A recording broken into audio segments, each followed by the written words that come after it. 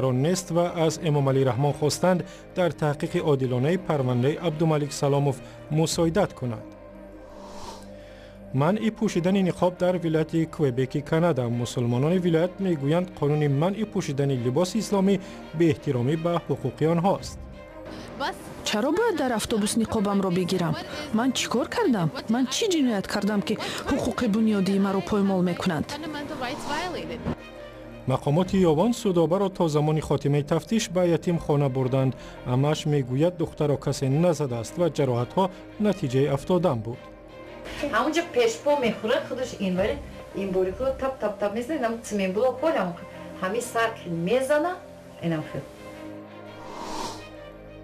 تفصیل خبرها. خویشاوندان یک جراح ورزیده تاجیک از رئیس جمهور امام علی رحمان خواستند در تحقیق عادلانه پرونده او مساعدت کند. عبدالملک سلاموف 41 ساله و طبیب مرکز جراحی دل و شریان سوخت را ماه اوگوست با اتهام افراطگرایی دستگیر کردند.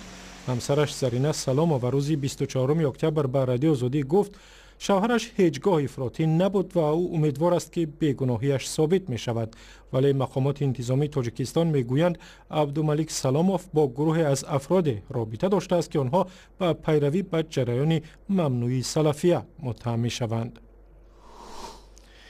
در ولایت کوئبک کانادا قانون درباره منع پوشیدن لباس اسلامی در مکانهای جمعیتی مردم مسلمان آنجا را عصبانی کرده است. مردم مذهبی میگویند وکیلان مجلس ولایتی با قبول چنین قانون حقوق مذهبی آنها را زیر پا میکنند، اما حالا معلوم نیست که این سند چگونه اجرا می شود و برای رعایت نکردن قانون چه جزا یا تنبیه مقرر شده است. گزارش همکارم ساجده میرزا در همین باره است. چرا باید در اتوبوس نقابم را بگیرم؟ من چیکار کردم؟ من چی جنایت کردم که حقوق بنیادی مرا پایمال میکنند؟ عفیفه سلیمان را قانون نوی ولایت کوئبک کانادا که پوشیدن نقاب را در مکانهای جمعیتی ممنوع میکند به خشم آورده است.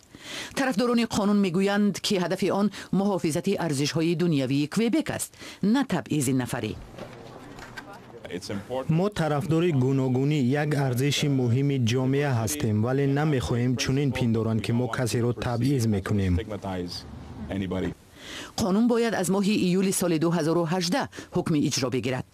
ظاهراً هدف آن فقط نقاب است که مهاجران از کشورهای عربی و شمال افریقا میپوشند.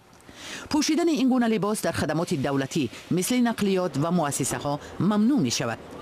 پوشیدن این گونه لباس به کارمندان نهادهای دولتی و مثل معلمان و طبیبان و افسران پلیس در کوئبک اجازت نیست. مخالفان قانون میگویند که منع نقاب کاری درست نیست.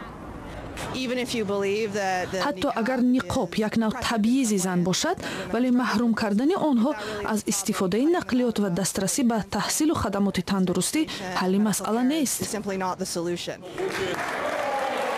سند منع پوشیدن نقاب قانونی 62 نام گرفته است و روز 18 اکتبر قبول شد. در کوئبک اکثر مردم به زبان فرانسوی صحبت می کنند و منع پوشیدن نقاب در آنجا یک نوع پیروی به فرانسه است که سال 2004 لباسهای دینی در مکتب‌ها را ممنوع کرد. با افزایش مردم مسلمان در ولایت، این نگرانی ها افزوده است که کوئبک هویت دنیوی خود را از دست می دهد. اسلام ستیزی هم در ولایت در سالهای اخیر افزوده است. ماه ینوری سال روان یک دانشجوی فرانسوی با حمله به مسجد کوئبک 6 نفر را به هلاکت رساند. سازمان‌های بین المللی مقامات آذربایجان را برای بدرفتاری و تبعیض همجنسگرایان به شدت تنقید کرده و خواستند که حکومت به این کار خاتمه بدهد. چند همجنسگرا در آذربایجان در صحبت با رادیو آزادی گفتند که مقامات انتظامی چند پیش آنها را دستگیر کرده و به نیروی برق مانده و عذاب دادند. مقامات آذربایجان میگویند که در ماه سپتامبر تخمینا 80 نفر را برای فحشا بازداشت نمودند، اما حامیان حقوق بر این نظرند که اکثریت بازداشت شده ها نه فاحشه بلکه همجنسگرا و دوجنس می باشند. نام بازداشت شده ها آشکار نشده است، ولی رادیو آزادی امکان یافت با 2 نفر آنها هم صحبت شود. آنها مرا مجبور کردند که اسناد تهیه شده و ورقه های خالی را امضا کنم. من نمیدونستم که اون چیست. آنها میپرسیدند که مشتریانم ثروتمندند. من گفتم که مشتری ندارم، من تنها همجنسگرا هستم. این مرد گفت گفت که او را 9 روز نگه داشتند و اثنای بازداشت اذیت دادند. آنها مرا با نیروی برق زدند. آنها زانوهایمان را چنان لطکوب کردند که نمیتوانستم حرکت کنم. نهادهای حامی حقوق سازمان ملل متحد از آذربایجان خواسته است که بازداشت‌های خودسرانه را خاتمه بخشد. این نهاد لطکوب، تحقیر، ضربه با نیروی برق و سرتراشی مجبوری را خاطر نشان کرده است. فعالان آذری میگویند که بسیاری از بازداشت شده ها امکان گرفتن کمک از وکیل مدافع را نداشتند. از این رو احتمال رقم بازداشت شده ها کلانتر باشد. من نمیدونم که هدف از این عملیات چی بود، ولی این واقعا اذیت بر پایه تمایل جنسی انسان است. از زمانی که این حادثه روی داده است، هر جای میروم از اول میبینم که افراد اداره پلیس آنجا هستند و یا مردم شبهه برانگیز آنجا هم هستند. اگر کسی به طرفم نگاه کند میترسم. آذربایجان در میان کشورهای اروپایی همچون پایمال کننده شدیدترین حقوق اقلیت‌های جنسی یاد می شود. تمام افرادی که با رادیوی آزادی هم صحبت شدند از بازداشت رها شدند ولی خود را آزاد احساس نمی کنند. برمیگردیم به تاجیکستان. در تاجیکستان از این پس گرفتن قرض از بانک ها مشکل تر می شود، زیرا قانون ها درباره قرضگیری را سخت‌تر کردند. بعد از اصلاح قانون درباره تاریخ قرض، اکنون بانک های تاجیکستان می توانند اطلاعات درباره قرضگیری شما را به هر بانک و هر مؤسسه مالی و به اجازه شما بدهند. زرانگیز نوروزشاه با منوچهر عبدالصمدزاده رئیس بیوروی اطلاعاتی و قرضی تاجیکستان صحبت کرد و از اون نخست درباره تغییرات اساسی در قانون و معنی آنها پرسید. این تغییرات در اساس امکانیت می‌دهد که همه تشکیلات‌های قرضی در وقتی درخواست نمودن قرض از طرف شهروندان به اجازت آنهاش تاریخ قرضی آنها را با بیروی قرضی روان کنند. در اول قرضدارانی که از یک چند بانک ها قرضدار بودند، آنها نه همه وقت روزگی خود را برای روان کردن تاریخ قرضی خود به بیروی قرضی روزگی میدادند. از این سبب قرض‌های پاراللی در بازار زیاد میشد. بودند مزاجانی که زیاده از 5 قرض هم داشتند، بودند زیاده از 8 قرض هم داشتند. همه این از در سببی که آنها روزگی خود را نمیدادند و بیروی قرضی روان کرده شود، از این سبب آنها قرض‌های پاراللی گرفته میتوانستند. در حالتی که یک مزاج زیاده از یک قرض در برنامه خود میگیرد یا برنامه خود میگیرد و ریسک خوفی گرداندن همون قرض رو زیاد میگرداند. و اگر ما گیریم مزاج‌هایی که زیاده از 2-3 قرض دارند و اینها فکری محکم کردن قرض‌های اولینه خود نیستند. با این صورت در تاجیکستان یک رویخط پوره قرض گیرندگان تشکیل می شود و اصلا می گفتید که این تغییرات تنها به منفعت بانک ها است یا برای قرض گیرندگان و مردم عادی هم یگان فایده دارد؟ سال 2012 بیروی قرضی و اطلاعاتی تاجیکستان لیسانسیه خود را از طرف بانک ملی تاجیکستان گرفته است که در اساس آن فعالیت می‌کند. در بعض ماه زیاده از 2-3 میلیون قرض گیرنده ها می باشد. این تغییرات در اول به منفعت تمام تشکیلات های قرضی است و خودی مزاج هم هست.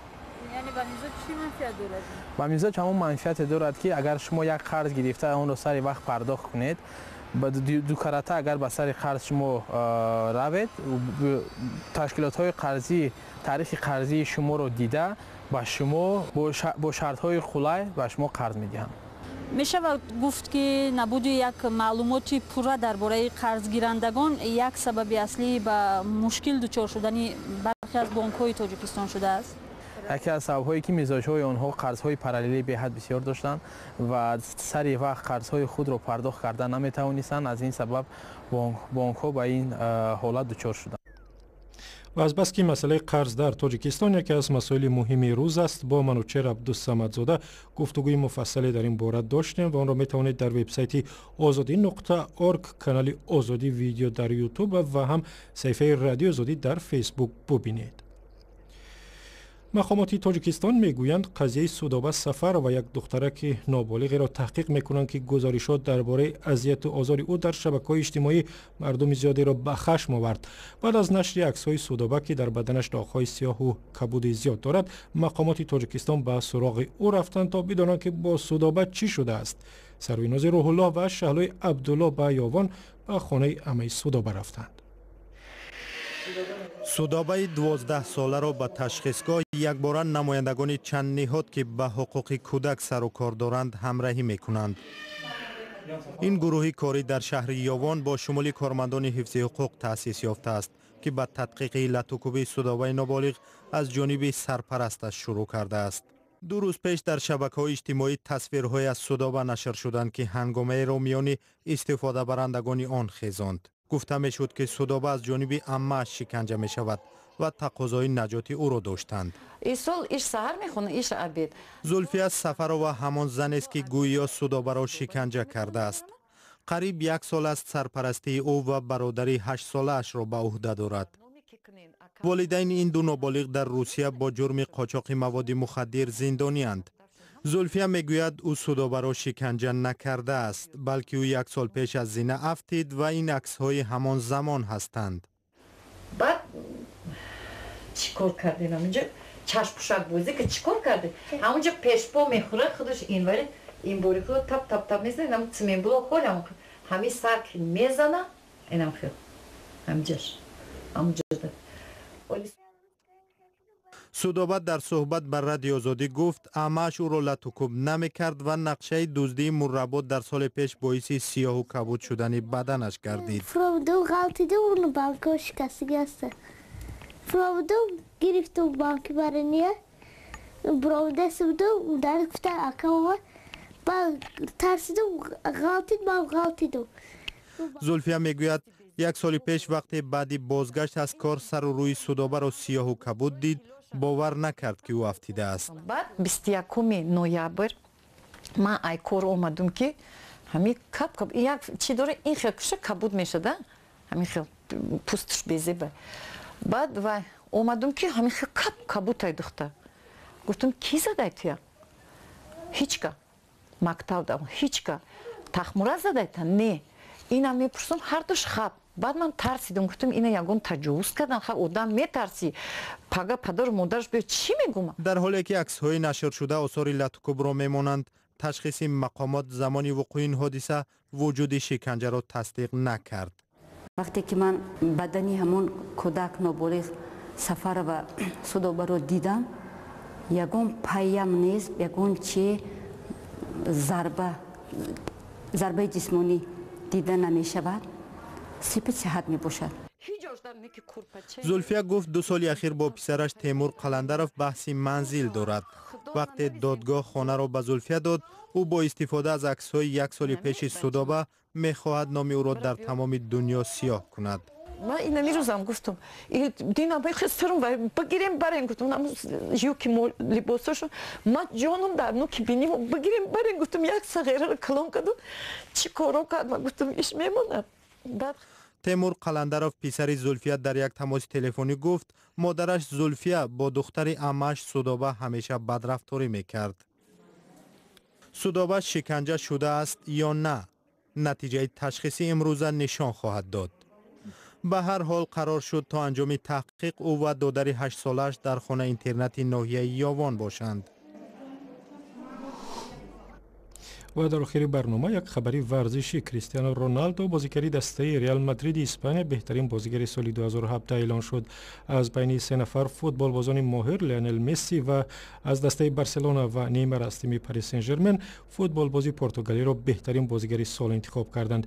کریستیانو رونالدو باری 5م است که توپ طلایی فدراسیون بین المللی فوتبال را به دست می‌آورد و لیونل مسی رقیب او هم 5 توپ طلایی را صاحب شده است. از میان مربیان زینالدین زیدان فوتبال بازی سابق و معروف بهترین مربی سال اعلان شد. و بیننده ارجمند برنامه خبری امروز به پایان رسید. اخبار و ویدیوهای بیشتر در وبسایت azadi.org در صفحه رادیو آزادی در فیسبوک و هم کانال آزادی ویدیو در یوتیوب.